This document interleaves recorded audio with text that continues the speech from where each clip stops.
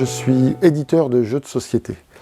Ça veut dire que je peux m'adresser à un auteur, je lui achète les droits de son jeu, la mécanique du jeu, je fais le développement du jeu, je fais les illustrations, tout ce qui est prototypage, test, rédaction des règles, je gère la fabrication, je prépare les fichiers, je les expédie aux différents fournisseurs, imprimeurs, cartonniers qui me renvoient les éléments. Ensuite, je fais l'assemblage, je conditionne et j'expédie à mon distributeur. Mais je suis aussi auteur de jeux pour certains d'entre eux. Et dernière chose, je fais aussi pour des tiers de la fabrication de jeux.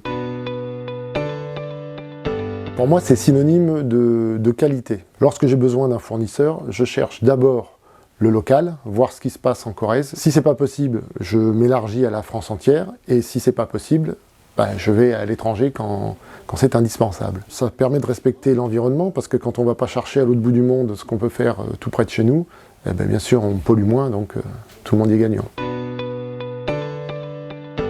La plupart de mes jeux sont d'origine corrèze, donc même s'ils n'ont pas le label, ça permet aussi d'avoir plus de poids. La communication, c'est très important, il y a les réseaux sociaux, il y a tout ça, mais ça fait pas tout. Par le biais d'Origine Corrèze, on a une meilleure visibilité et on touche un public que sinon on n'aurait jamais pu atteindre. Le salon Made in France, à Paris, sans Origine Corrèze, j'y vais pas.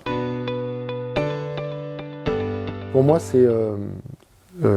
c'est presque, entre guillemets, un lieu de vacances. Je suis pas originaire de Corrèze, moi, je viens des Deux-Sèvres. Pour avoir vécu quelques années dans des grandes cités, on est bien content de retrouver sa Corrèze. Je regrette rien du tout et j'ai pas du tout envie de bouger. Je suis très bien où je suis.